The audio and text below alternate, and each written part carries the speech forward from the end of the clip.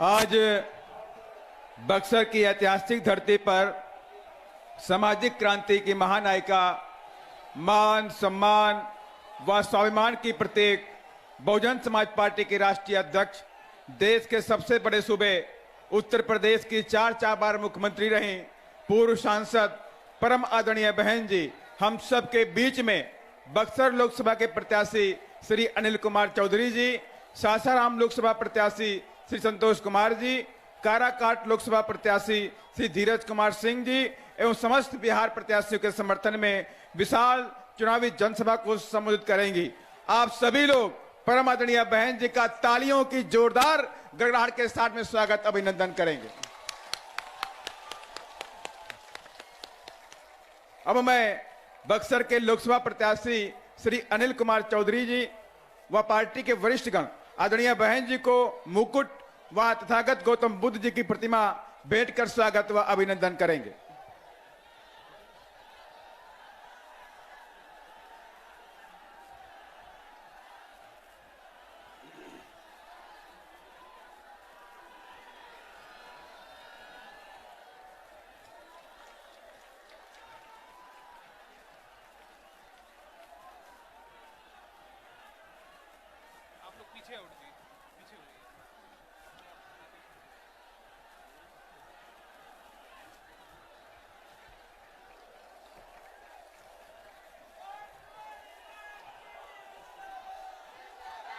इसी क्रम में काराकट के प्रत्याशी भी आदरणीय बहन जी को बहुजन समाज पार्टी का प्रतीक चिन्ह हाथी भेंट कर स्वागत व अभिनंदन करेंगे।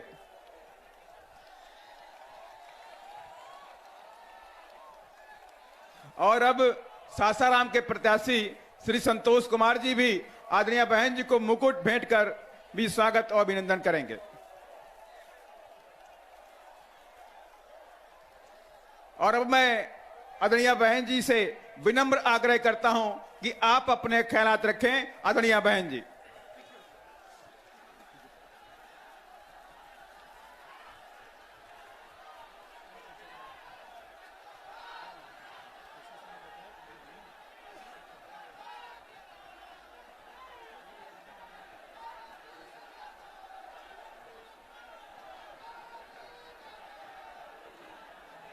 बीएसपी की इस चुनावी जनसभा में आए हुए पार्टी के सभी छोटे बड़े पदाधिकारी एवं कार्यकर्तागण, आज आप लोग देश में व यहाँ आपके बिहार प्रदेश में भी लोकसभा के लिए हो रहे आम चुनाव में अपनी पार्टी के उम्मीदवारों के समर्थन में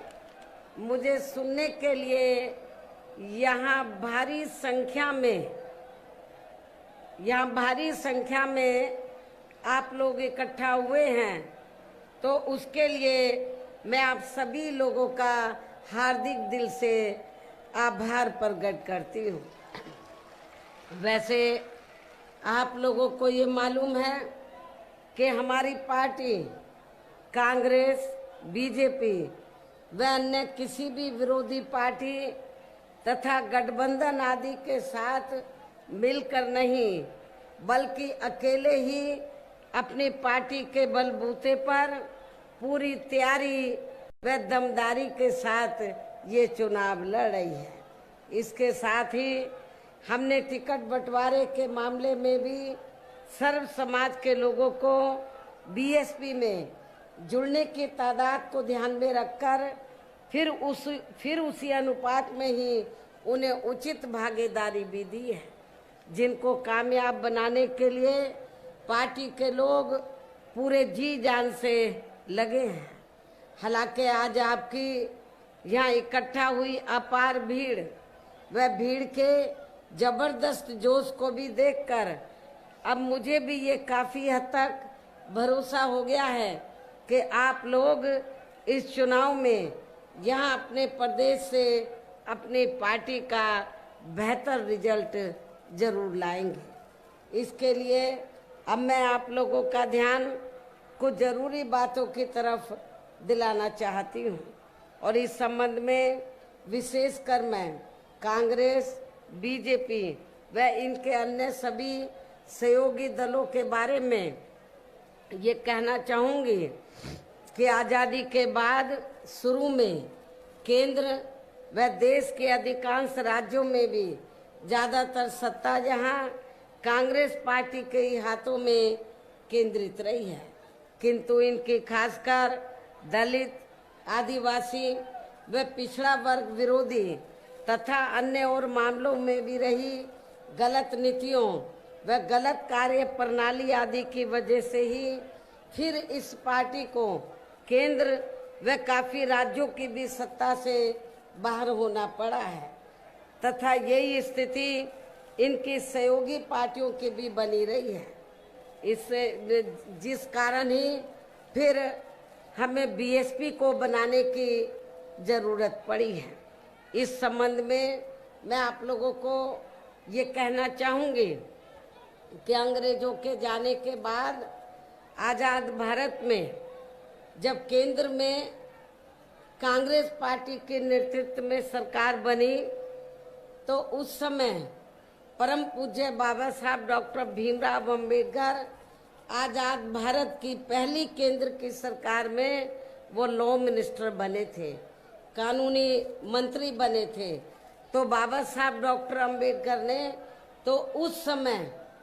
पंडित जवाहरलाल नेहरू एंड कंपनी के लोगों को ये कहा था कि मैंने भारतीय संविधान में एससी व एसटी वर्गों के लोगों को जो जिंदगी के हर पहलू में आगे बढ़ने के लिए जो इन्हें आरक्षण की सुविधा दी है, खासकर सरकारी नौकरियों में जो आरक्षण की सुविधा दी है, उसका पूरा लाभ इन वर्गों को नहीं मिल पा रहा है। इसलिए केंद्र की सरकार को इनको सख्त कदम उठाने चाहिए ताकि इन वर्गों को आरक्षण का पूरा लाभ मिल जाए, एससी व एसटी वर्गों के लोगों को। उस समय तक अति पिछड़े वर्गों के लोगों को आरक्षण की सुविधा प्राप्त नहीं थी। तो इसलिए बाबा साहब डॉक्टर अंबेडकर ने उस समय कांग्रेस पार्टी की सरकार को ये कहा कि भारतीय संविधान के आर्टिकल 340 के तहत उन्होंने व्यवस्था की थी। बाबा साहब डॉक्टर अंबेडकर ने भारतीय संविधान में आर्टिकल 340 की, तो बाबा साहब ने उस समय कांग्रेस की सरकार को ये कहा, तो उन्होंने ये कहा कि जो इस देश में एससी एसटी के अलावा जो अन्य और भी जातियां हैं जो शैक्षणिक, सामाजिक और आर्थिक क्षेत्र में पिछड़ी हुई हैं, तो बाबा साहब ने कहा कि आप उनको भी आरक्षण दीजिए एससी एसटी की तरह, इसके लिए आप कमीशन बनाइए। लेकिन उस समय केंद्र की कांग्रेस की सरकार ने बाबा साहब की इस बात को नहीं माना, जिससे बाबा साहब डॉक्टर भीमराव अंबेडकर बहुत दुखी हुए। और इतना ही नहीं, हिंदू कोड बिल के जरिए वो ये चाहते थे कि इस देश की महिलाओं को भी पुरुषों के बराबर का हक मिले। और भी बहुत से कारण थे जिसकी वजह से तो बाबा साहब डॉक्टर अंबेडकर को ये लगा कि जब कांग्रेस पार्टी बाबा साहब की बात को नहीं मान रही है, संविधान के हिसाब से नहीं चल रही है, तो फिर बाबा साहब ने ये फैसला लिया कि ऐसी सरकार में लॉ मिनिस्ट्री के पद पर बैठने से कोई फायदा नहीं है। उन्होंने लॉ मिनिस्ट्री से इस्तीफा दे दिया था। और उसके बाद आप लोगों को ये मालूम है, कांग्रेस पार्टी ने अति पिछड़े वर्ग के लोगों को उन्होंने आरक्षण नहीं दिया। पहले काका कालेलकर कमीशन बना, उसकी रिपोर्ट इन्होंने रद्दी की टोकरी में डाल दी। मंडल कमीशन बना,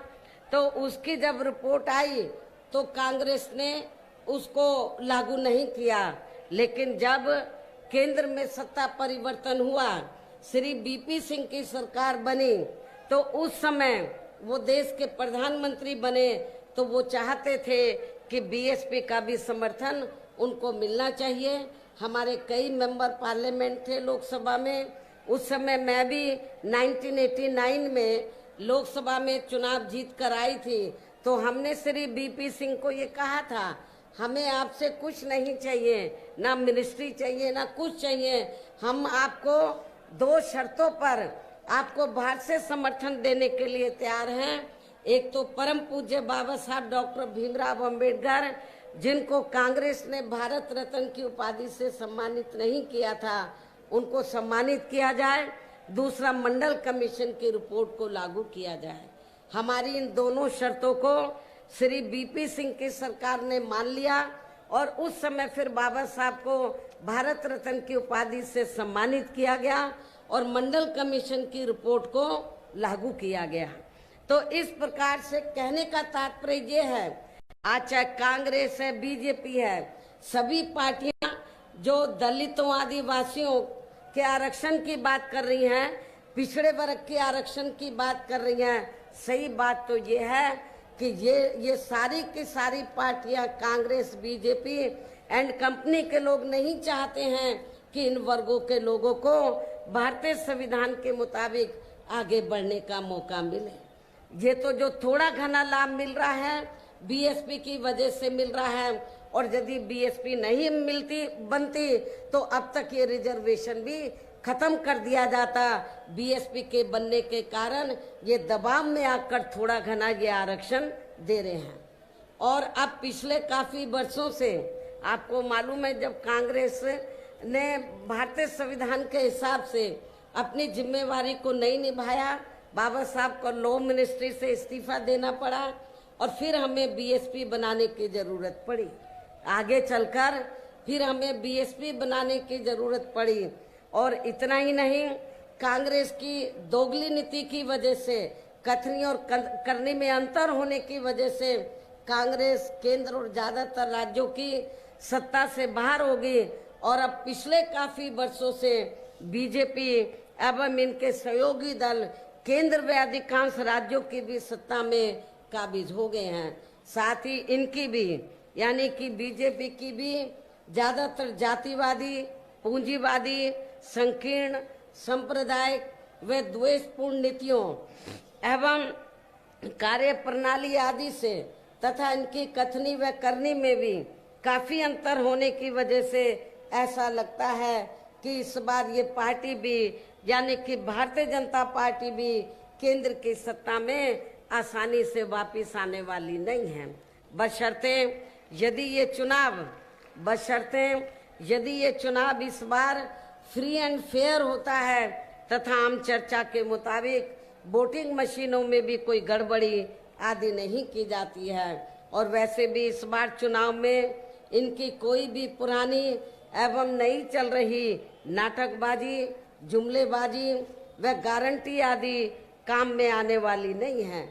क्योंकि अब देश की जनता काफी हद तक इस बात को समझ चुकी है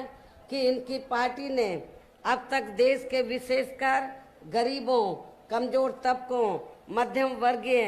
एवं अन्य मेहनतकश लोगों को जो इन्हें अच्छे दिन दिखाने के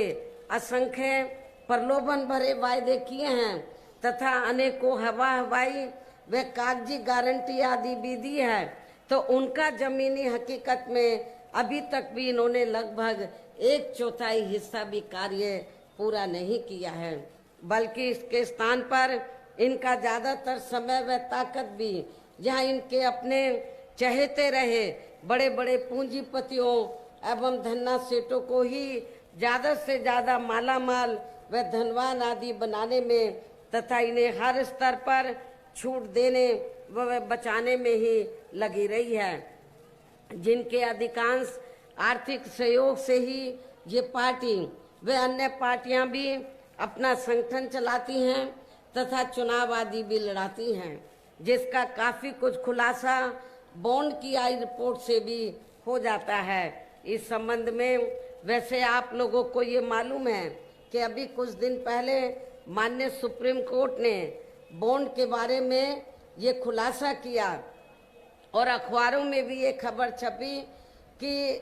इस देश में तो कांग्रेस, बीजेपी, अन्य जो और भी विरोधी पार्टियां हैं बीएसपी को छोड़कर, ये जो पार्टियां हैं इन्होंने बॉन्ड के जरिए इन्होंने बॉन्ड के जरिए इस देश के बड़े बड़े पूंजीपतियों व धन्ना सेठों से अपनी पार्टी के संगठन को चलाने के लिए व चुनाव आदि लड़ाने के लिए अरबों खरबों रुपया इन्होंने लिया है। ये माननीय सुप्रीम कोर्ट की रिपोर्ट से ये खुलासा हुआ है। लेकिन आपको जानकर खुशी होगी कि पूरे देश में बहुजन समाज पार्टी ही अकेली एक ऐसी पार्टी है। उस रिपोर्ट से ये खुलासा हुआ कि बहुजन समाज पार्टी ही अकेली एक ऐसी पार्टी है जिसने अपनी पार्टी के संगठन को चलाने के लिए व चुनाव आदि लड़ाने के लिए किसी भी पूंजीपति से एक भी रुपया नहीं लिया है। बल्कि हमारी पार्टी तो हर साल बीएसपी की मेंबरशिप के जरिए व जन्मदिन के मौके पर थोड़ा थोड़ा धन इकट्ठा करके, चुनाव के मौके पर भी कार्यकर्ताओं से थोड़ा थोड़ा धन इकट्ठा करके हमारी पार्टी अपने संगठन को चलाती है व चुनाव आदि भी लड़ाती है। इतना ही नहीं, इसके साथ ही अब ऐसा लगता है कि कांग्रेस पार्टी की तरह ही बीजेपी ने भी केंद्र की तमाम सरकारी जांच एजेंसियों का ज्यादातर राजनीतिकरण ही कर दिया है। इसके अलावा देश के किसान वर्ग भी वर्तमान बीजेपी की सरकार में शुरू से ही अपनी विभिन्न समस्याओं को लेकर काफी ज्यादा दुखी व परेशान रहे हैं और अभी भी है। जबकि यूपी में 4 बार हमारी पार्टी की रही सरकार ने इनके हितों का भी हर स्तर पर विशेष ध्यान रखा है। जब यूपी में 4 बार बीएसपी के नेतृत्व में सरकार बनी तो हमारी पार्टी की सरकार ने किसानों को समय से सस्ते साधन खेती करने के लिए उनको सस्ते साधन उपलब्ध कराए और उनकी फसल का भी हमारी सरकार ने किसानों को उचित दाम दिया है, समय से दिया है और उचित दाम दिया है। इतना ही नहीं बल्कि केंद्र में पूर्व की रही कांग्रेसी सरकार की तरह ही वर्तमान भाजपा सरकार में भी इनकी जातिवादी, हीन, सांप्रदायिक एवं पूंजीवादी सोच नीतियों के चलते ही पूरे देश में सर्व समाज में से खासकर गरीबों, दलितों, आदिवासियों, पिछड़े वर्गों, मुस्लिम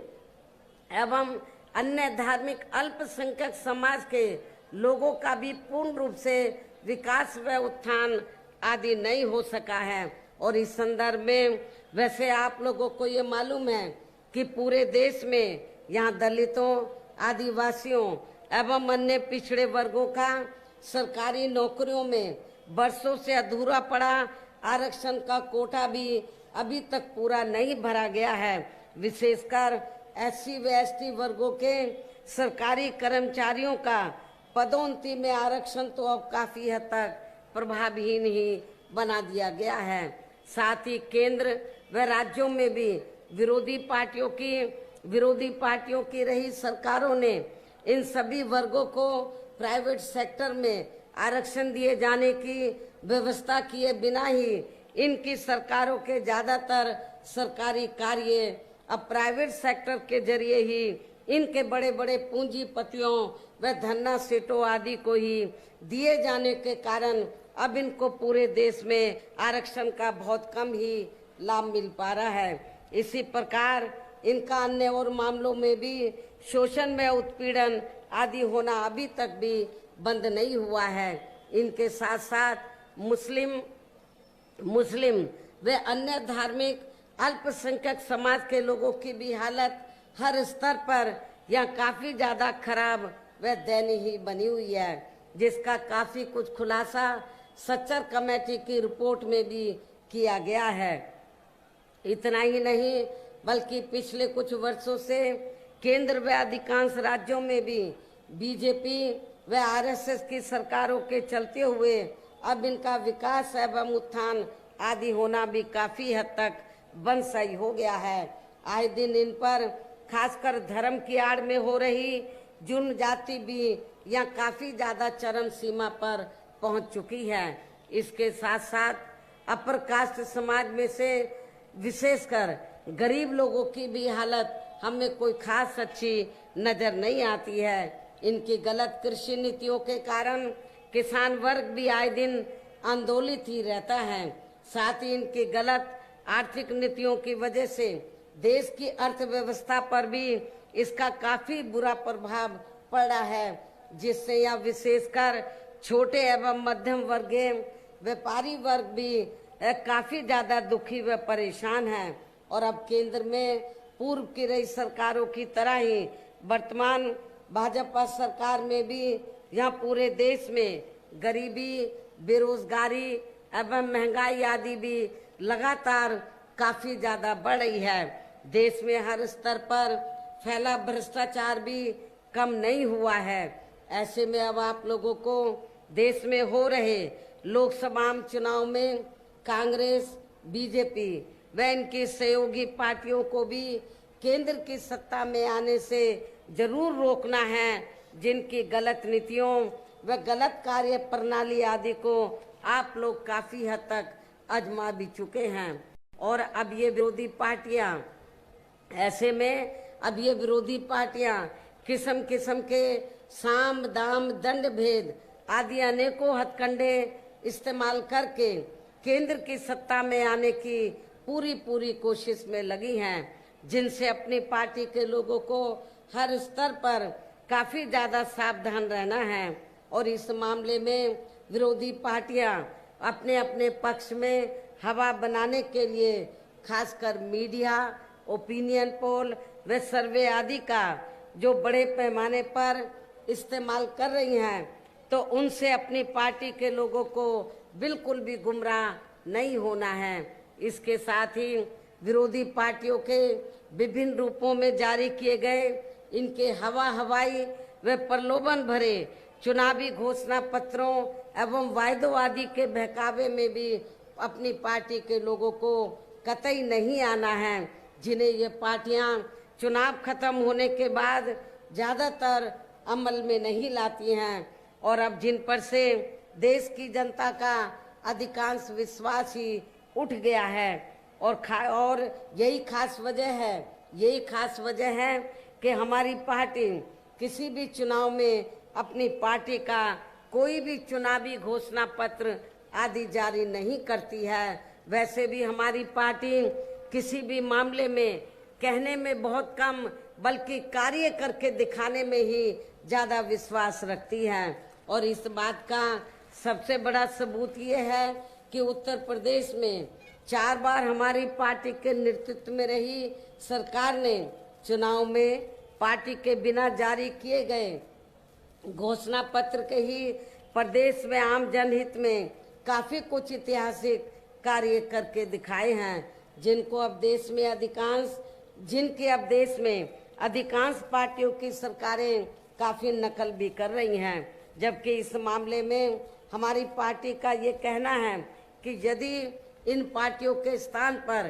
केंद्र में हमें अपनी पार्टी की सरकार बनाने का मौका मिलता है, तो तब फिर हमारी पार्टी की बनी सरकार केंद्र में यहाँ अब तक की रही सभी विरोधी पार्टियों की सरकारों की तरह केवल हवाई व कागजी कार्य आदि नहीं करेगी, बल्कि उत्तर प्रदेश की तरह ही जमीनी हकीकत में ठोस कार्य करके दिखाएगी। और इस संदर्भ में खासकर मैं ये कहना चाहूंगी, केंद्र द्वारा देश में पिछले कुछ समय से अति गरीब परिवारों को अस्थायी तौर पर फ्री में जो थोड़ी सी खाद्य सामग्री दी जा रही है, तो उससे इनका अस्थायी तौर पर भला होने वाला नहीं है। आप लोगों को ये मालूम है, पिछले कुछ समय से केंद्र की सरकार जो गरीब लोग हैं तो उनको मुफ्त में राशन देकर फिर उसकी आड़ में चाहे छोटा चुनाव हो या बड़ा चुनाव हो, उसकी आड़ में फिर वो उनसे वोट मांगती है और उनको ये कहती है कि बीजेपी और आरएसएस ने आपको फ्री में राशन दिया है, इसके एवज में आप बीजेपी को वोट दीजिए, जिसमें रत्ती भर भी सच्चाई नहीं है, जिसमें तिल भर भी सच्चाई नहीं है। और इस संबंध में मैं आप लोगों को ये बताना चाहती हूँ कि पूरे देश में जो गरीब लोगों को फ्री में थोड़ा राशन दिया जा रहा है, तो ये बीजेपी आरएसएस की देन नहीं है, बल्कि पूरे देश में जो जनता टैक्स के जरिए केंद्र की सरकार को पैसा देती है, उस पैसे से ये फ्री में राशन आपको दिया जा रहा है। तो इसमें बीजेपी और आरएसएस की कोई मेहरबानी नहीं है, ये आप लोगों का ही अपना पैसा है। इसलिए आप लोगों को इनके बहकावे में बिल्कुल नहीं आना है। आप लोग अपना नमक खा रहे हैं, बीजेपी और आरएसएस का नमक नहीं खा रहे हैं। आप टैक्स से पैसा भारत सरकार के पास जो देते हैं, उससे आप लोगों को थोड़ा घना ये फ्री में राशन देते हैं। तो इसके भी बहकावे में आप लोगों को आकर अपना वोट बीजेपी को नहीं देना है। और वैसे भी इनकी ये यानी कि जो गरीब लोग हैं, इनकी ये जटिल समस्या देश में हर हाथ को काम देने से ही केवल दूर हो सकती है, जिसकी तरफ हमारी पार्टी की बनी सरकार विशेष ध्यान देगी। साथ ही देश में पिछले काफी वर्षों से आए दिन बढ़ रही गरीबी, बेरोजगारी व महंगाई आदि से भी जनता बहुत ज्यादा दुखी है, जिसे भी आर्थिक नीतियों में तब्दीली करके जरूर दूर किया जाएगा। धर्म की भी आड़ में पिछले कुछ वर्षों से खासकर मुस्लिम समाज के लोगों का द्वेष की भावना से जो इनका काफी ज्यादा शोषण व उत्पीड़न आदि किया जा रहा है, तो उसे भी जरूर रोका जाएगा। कहने का तात्पर्य ये है कि देश में इस समय हो रहे लोकसभा चुनाव में विरोधी पार्टियों के जारी किए गए उनके हवाई व प्रलोभन भरे चुनावी घोषणा पत्रों आदि के बहकावे में अब यहाँ खासकर देश के अति गरीबों, मजदूरों, बेरोजगारों एवं अन्य जरूरतमंद लोगों को बिल्कुल भी नहीं आना है। और अब इन्हें ऐसी सभी विरोधी पार्टियों को केंद्र की सत्ता में आने से जरूर रोकना है, जिनकी कथनी व करनी में काफी अंतर रहा है तथा जिन्हें ये लोग बरसों से आजमा भी चुके हैं। ऐसे में अब मेरा यही कहना है कि आप लोगों को अपने खुद के व अपने प्रदेश एवं देश के भी हित में अपने वोटों को या कांग्रेस, बीजेपी व अन्य विरोधी पार्टियों को न देकर केवल अपनी एकमात्र हितैषी पार्टी बहुजन समाज पार्टी को ही देना है। जो ये पार्टी उत्तर प्रदेश की तरह ही केंद्र में भी अपनी पार्टी की सरकार बनने पर फिर पूरे देश में यह अपनी पार्टी की सर्वजन हिताय व सर्वजन सुखाय की नीतियों पर आधारित सरकार चलाएगी। इसके साथ साथ केंद्र से जुड़ी आपके क्षेत्र की जो भी यहाँ स्थानीय समस्याएं होंगी, तो उन्हें भी फिर दूर करने का हर संभव पूरा प्रयास किया जाएगा। साथ ही यहाँ गरीबों, मजदूरों, बेरोजगारों, कर्मचारियों, किसानों, छोटे व्यापारियों एवं अन्य मेहनतकश लोगों के हितों का भी विशेष ध्यान रखा जाएगा। सर्व समाज में से